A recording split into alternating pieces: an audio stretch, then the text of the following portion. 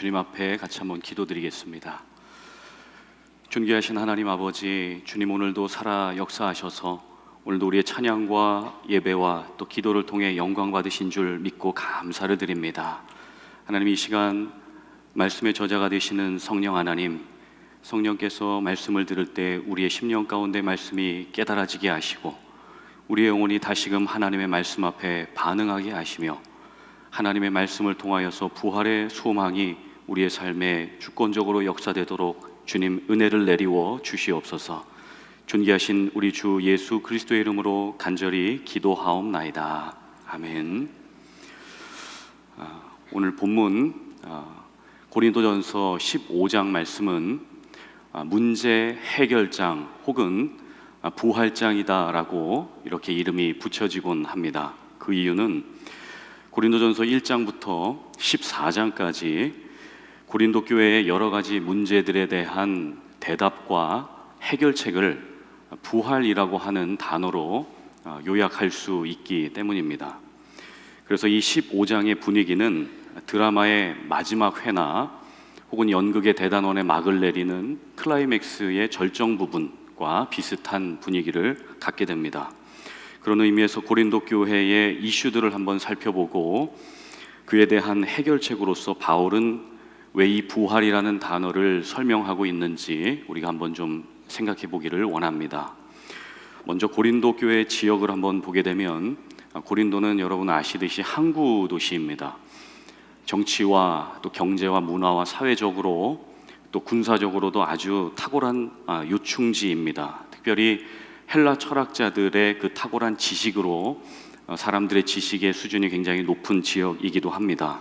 그런데 도시 한복판에 사랑의 여신이라고 하는 아프로디테의 신전 안에서 성적인 문란함이 이루어지고 우상 숭배가 만연한 도시가 또 고린도 지역입니다. 그래서 당시에 콜린티안이라고 하는 고린도 사람이라고 하는 말은 방탕한 자 혹은 사치스러운 자라고 하는 말이었습니다. 이렇게 사람들이 생활이 안정되고 사치스러운 삶이 되다 보니까 집에는 하인들을 두고 헬라의 신들처럼 자기들의 몸을 가꾸고 육신에 집중하는 그러한 일들이 생겨지게 되었습니다. 여러분 아시지만 우리의 육체는 언젠가 다 썩어 없어지는 것 아니겠습니까? 그래서 연령대별 그 화장법이라고 하는 그러한 기술적인 어떤 말이 있는데 이 말이 참 성경적이라는 생각이 듭니다. 여러분 그냥 한간에 회자되는 얘기니까 용서하고 들어주시면 좋겠습니다.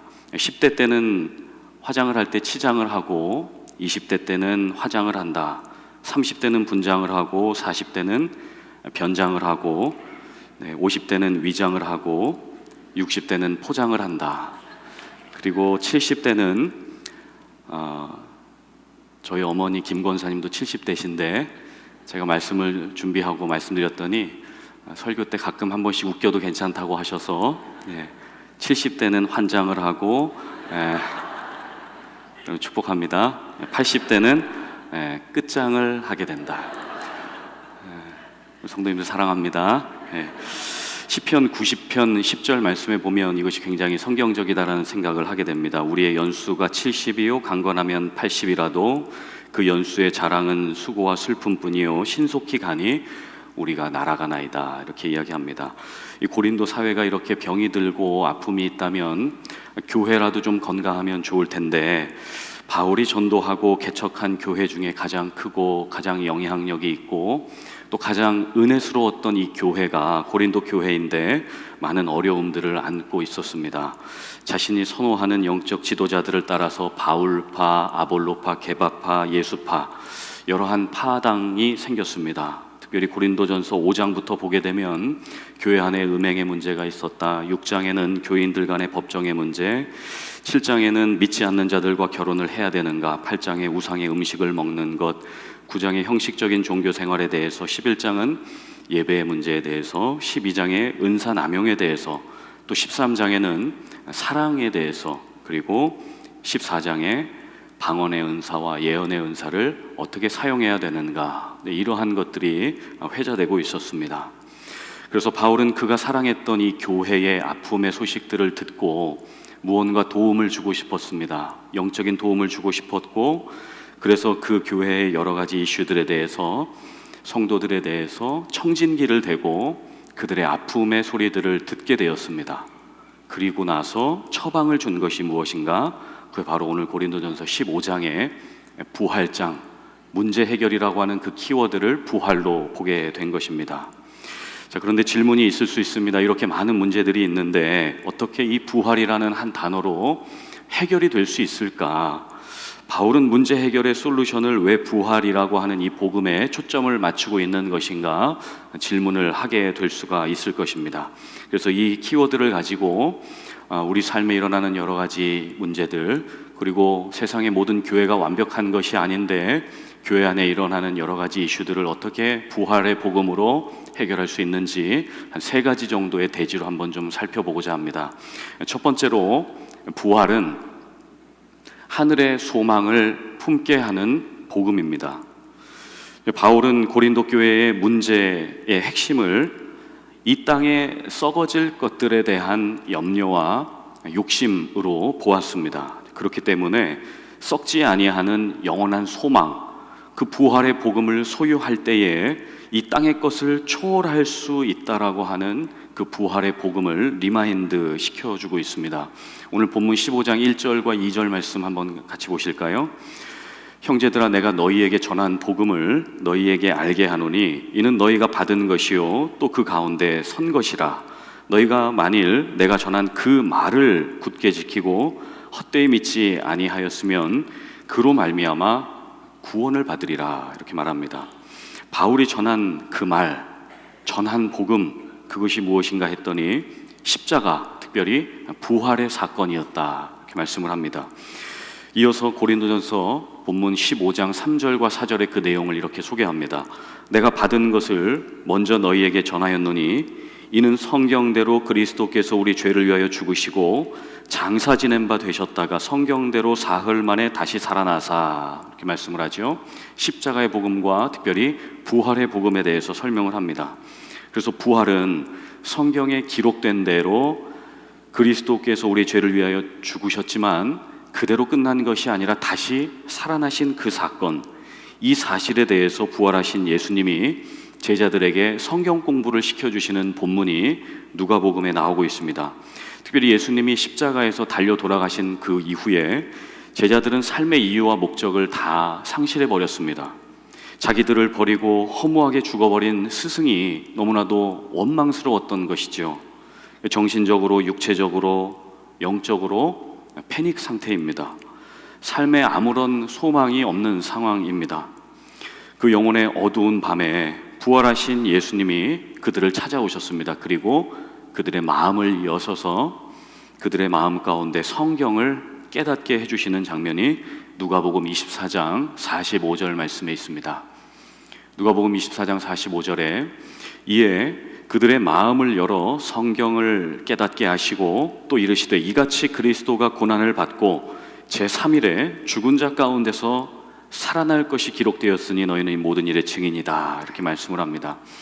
마음을 열어서 성경을 깨닫게 해주셨습니다. 이 본문에 대해서 유진 피터슨이 일상 부활을 살다라고 하는 그의 책에서 이렇게 설명을 하고 있습니다.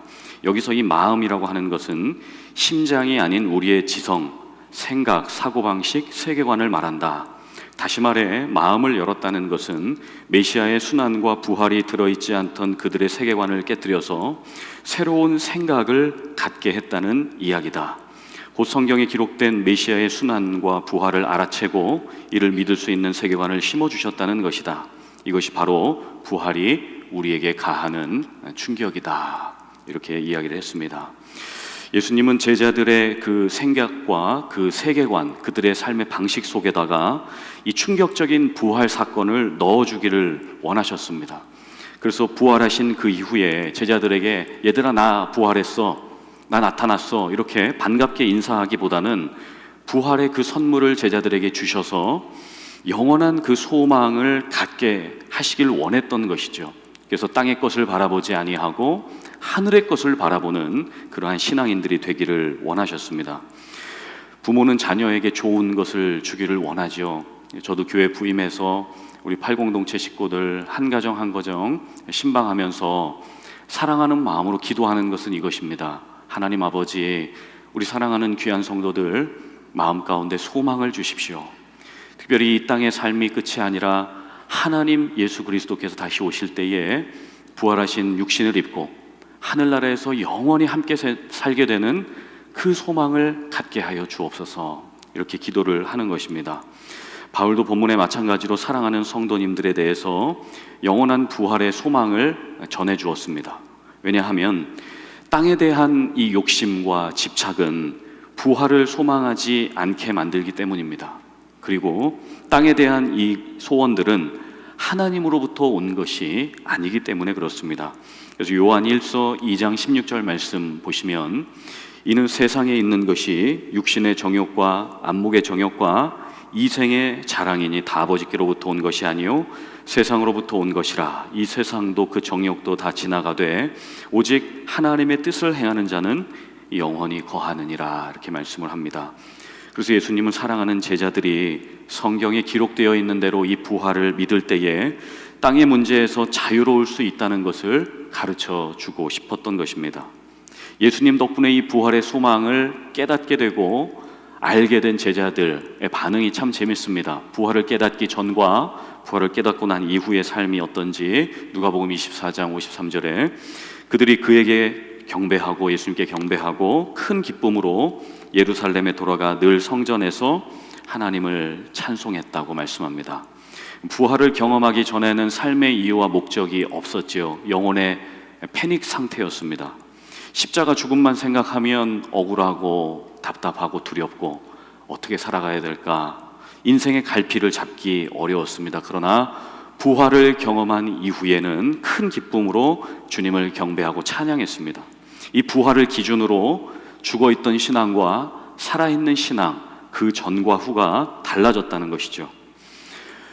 남아공의 성자로 불리는 앤드류 머레이 목사님 아시죠? 200여 권의 신앙 서적을 집필하시고 특별히 부활의 주와 함께 하라는 책에서 부활을 경험하기 전과 후의 신앙생활이 어떻게 다른지 이렇게 설명을 하고 있습니다. 첫 번째와 두 번째는 부활을 깨닫기 전의 신앙 상태인데 그때는 무지했고 불신앙의 단계였습니다. 그러나 부활을 깨닫고 나서 감동과 만족의 신앙생활이 주어지게 되었습니다.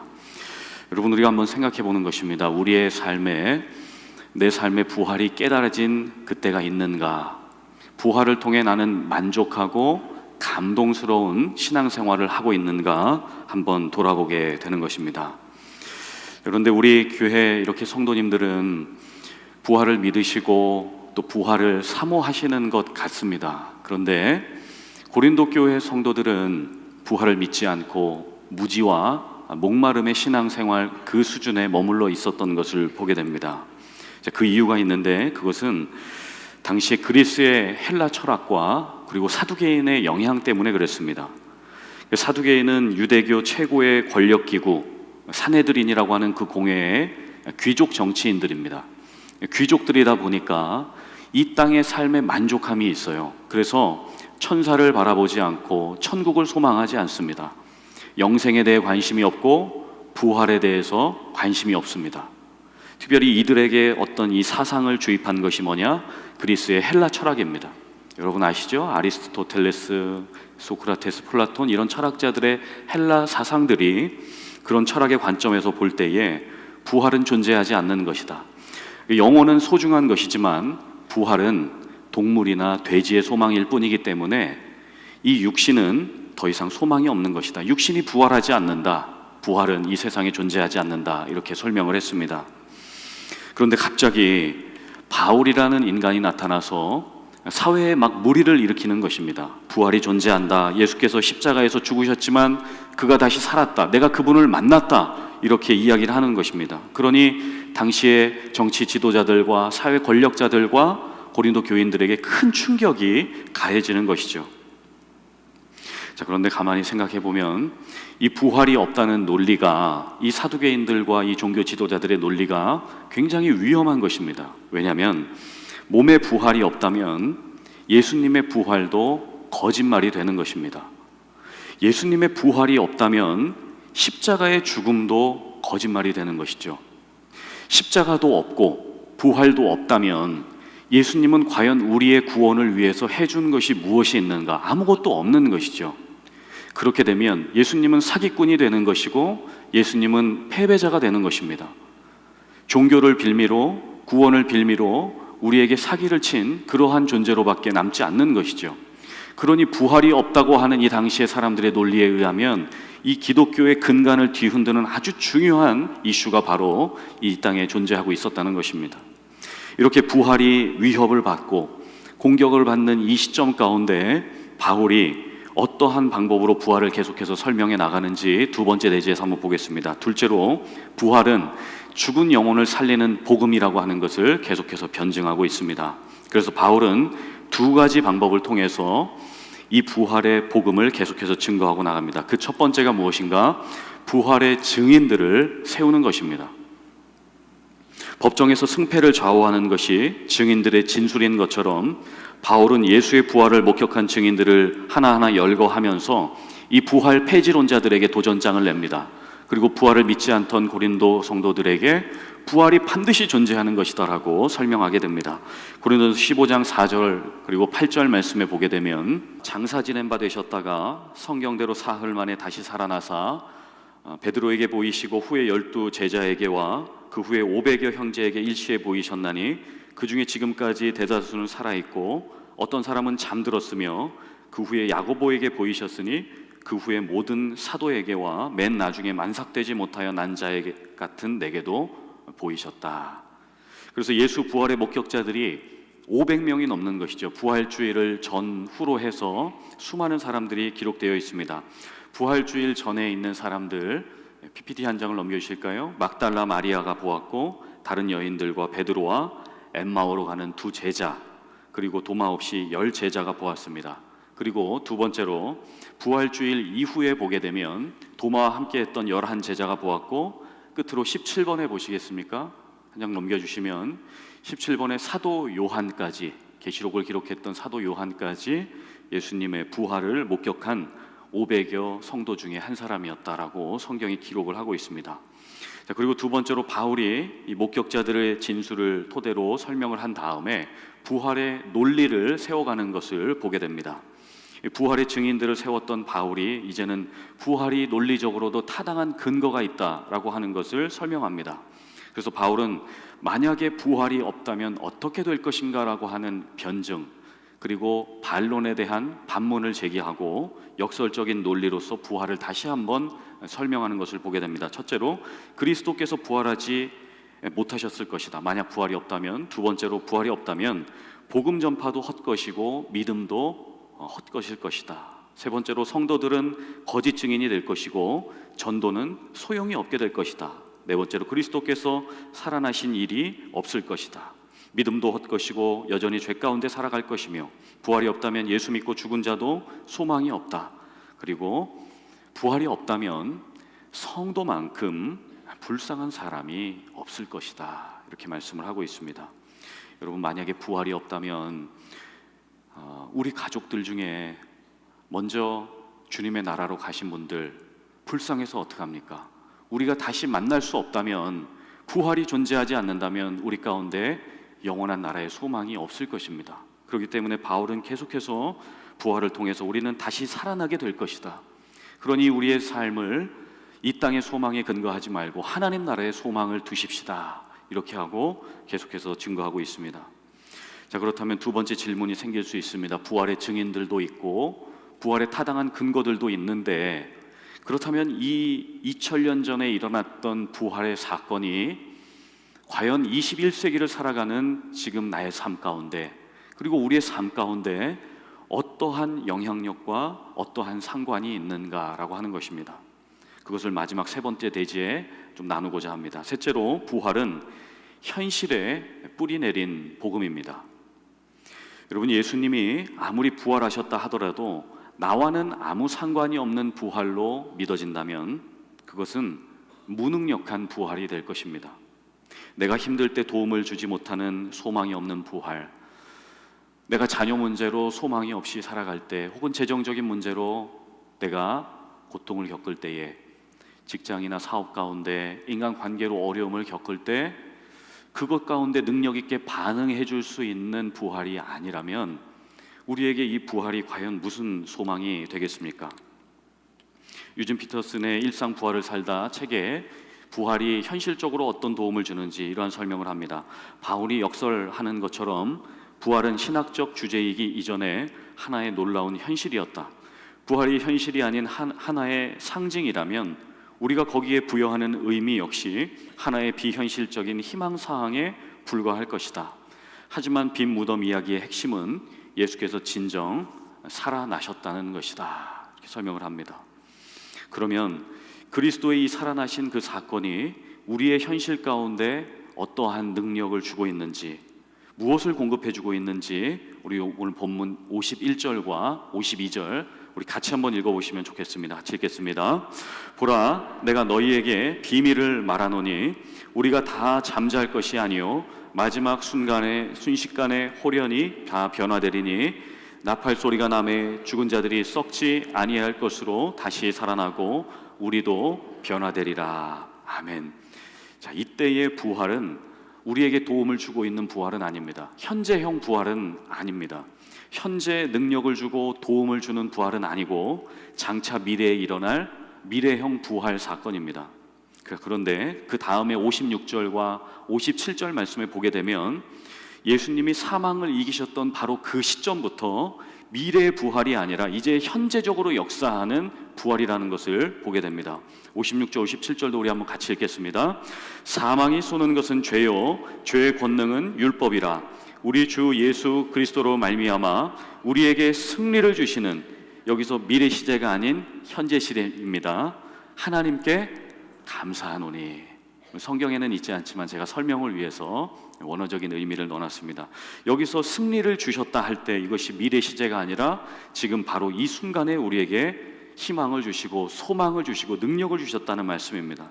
그래서 부활하신 주님이 우리에게 승리를 주시는데 나중에 장차 주님 재림하시고 다시 이 땅에 오실 때 그때에도 승리를 주시지만 특별히 예수가 사망 권세를 이기시고 바로 그 순간에 죽음의 권세를 이기셨을 때 그때 우리의 삶 가운데 바로 지금 여기 이 현실 속에서 우리에게도 죄와 사망의 권세를 이기는 승리와 능력을 주셨다는 것입니다.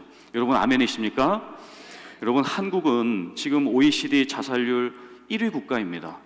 참 불명예스러운 일이고 42분마다 한 명이 사망할 정도로 아주 아픔이 있는 죽음의 영이 도사리는 나라가 되어버렸습니다.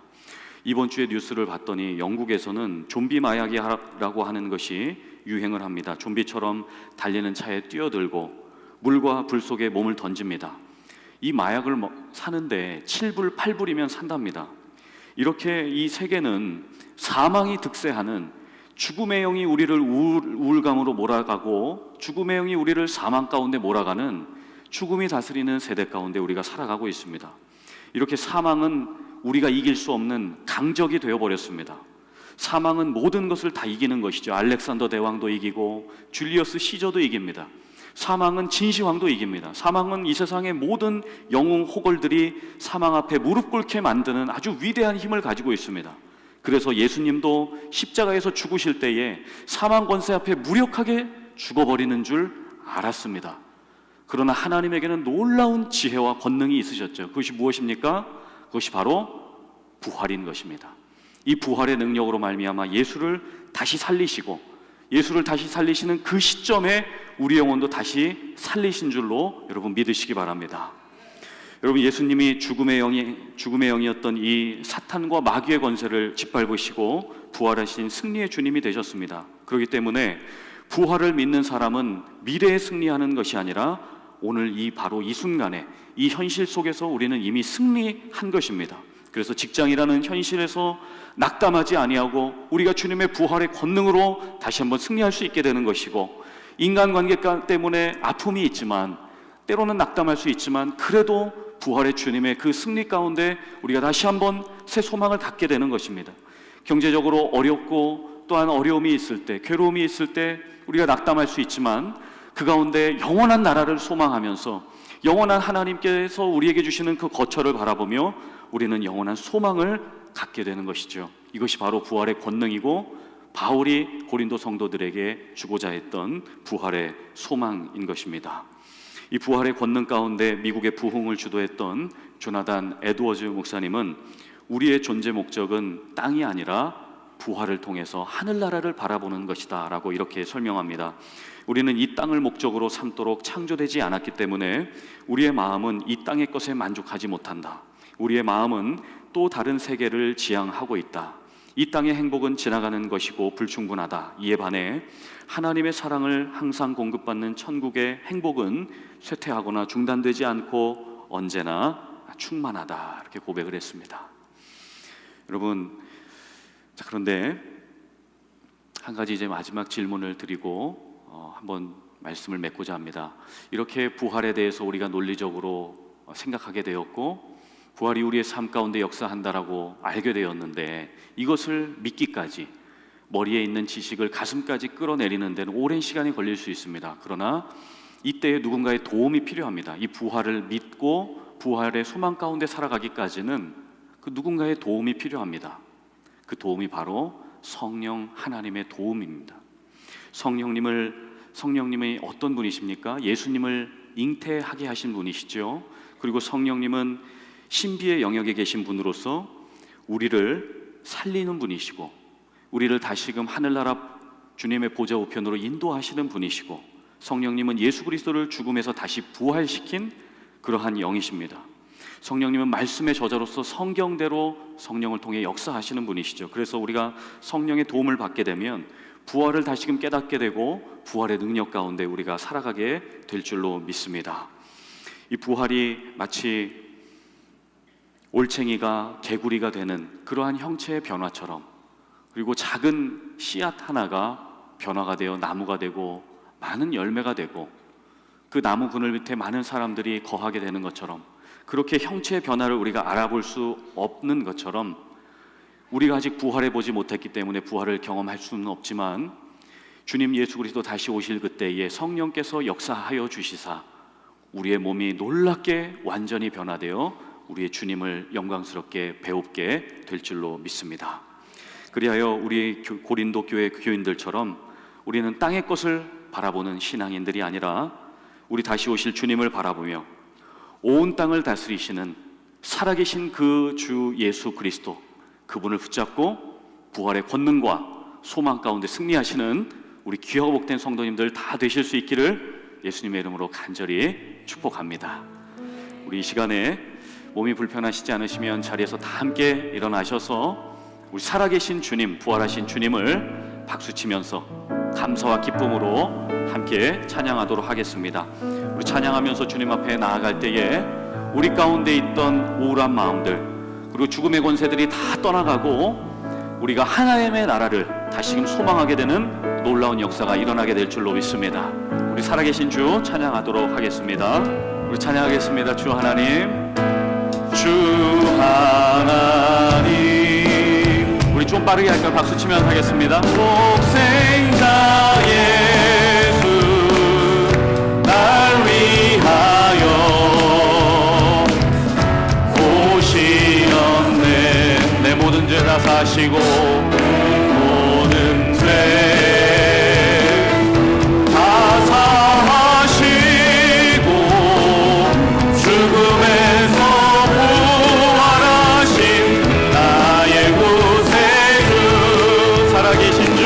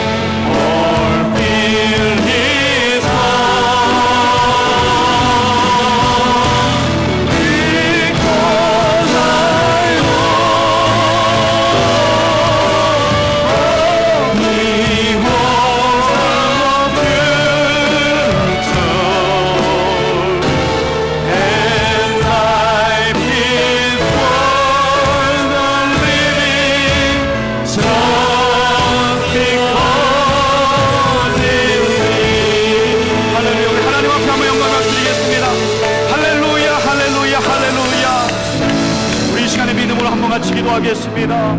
같이 기도하실 때에 하나님 아버지, 오늘 고린도전서 15장 말씀을 통하여서 하나님 바울의 그 부활을 붙잡는 그 심령을 내게도 허락하여 주시옵소서. 하나님, 내가 이 땅에 가치를 두지 아니하고 하나님 나라의 가치를 두는 삶을 살아갈 수 있도록 도와주시옵소서. 하나님, 내 삶에 두려움과 억압과 눌림이 있을 때에 주님 부활의 권능으로 임재하여 주시사 우리의 마음에 치유와 회복이 있게 하시고, 하나님이여 주님의 빛과 거룩한 능력이 나의 삶 가운데 임하여 주시게 해달라고 우리 시간 주여 한번 부르고 부활의 권능이 주님을 바라보며 같이 한번 기도하시겠습니다. 같이 기도하시겠습니다. 주여,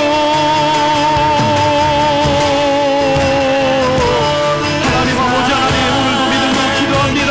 주님의 사랑하는 백성들 믿음으로 기도할 때에 여신 주님의 능력 충만하게 임하여 주시옵시고, 할렐루야. 하나님 아버지, 하나님 부활의 권능이 우리 삶 가운데 하나님 역사하여 주시옵소서.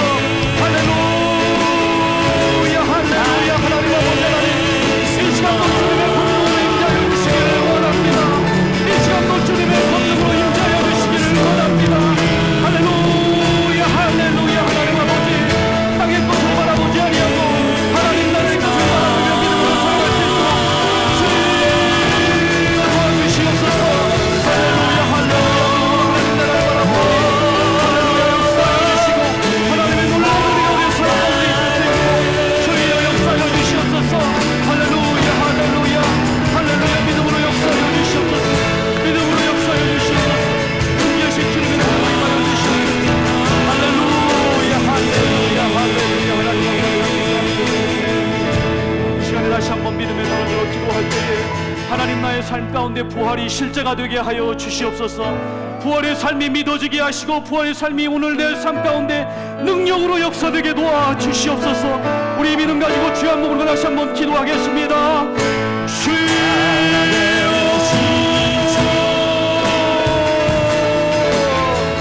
할렐루야. 하나님 아버지, 하나님 부활이 실제가 되기를 원합니다.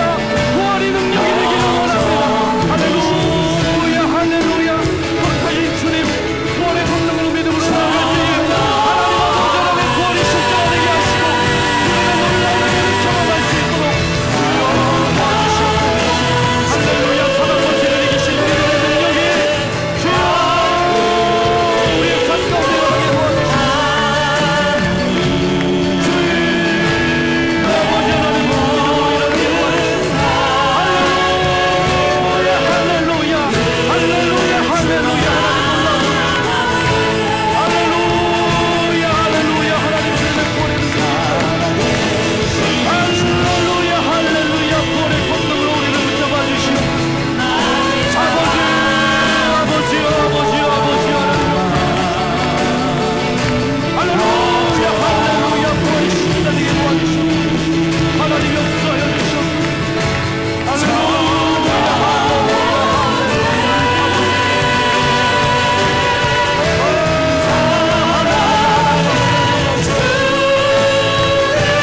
하나님 아버지 역사하시기를 원합니다.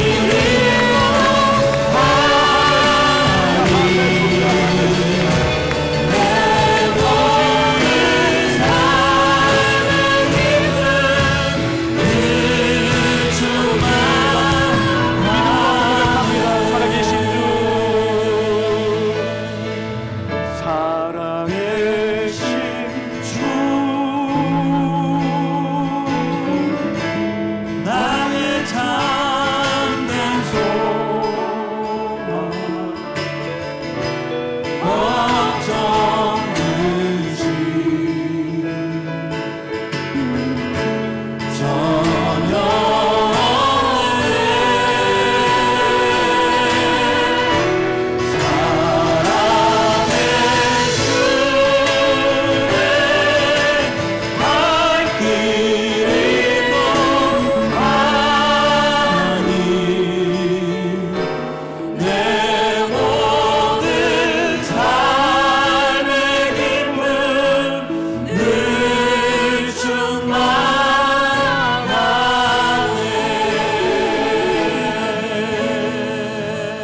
존귀하신 하나님 아버지, 오늘 이 시간 말씀을 듣고 주님 앞에 믿음으로 반응하며 기도하였습니다.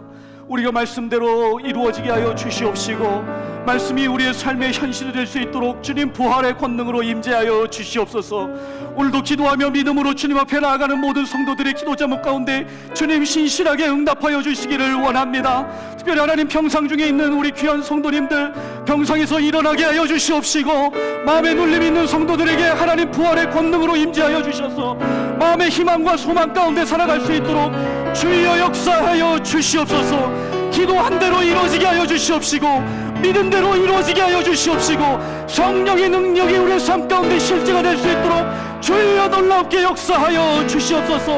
오늘 이 시간도 말씀하시는 성령님, 말씀의 저자가 되시는 성령님, 말씀을 볼 때마다 성령을 통하여 말씀이 믿어지게 하시고 부활이 믿어지게 하시고 부활의 능력 가운데 살아갈 수 있도록 주여 은혜를 더하여 주시고 축복하여 주시옵소서.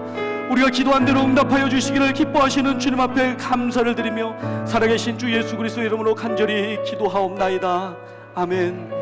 지금은 우리 구주 예수 그리스도의 은혜와 하나님 아버지의 무한하신 사랑하심과 성령님의 감동하시고 감화하시고 우리 가운데 교통하심이 오늘 귀한 부활의 말씀을 듣고 부활의 권능으로 승리하기 원하는 우리 귀한 성도님들, 저들의 가정과 직장과 사업과 자녀와 미래의 모든 기도 제목 위에 주님께서 부활의 권능과 소망으로 역사하여 주시기를 간절히 축원하옵나이다.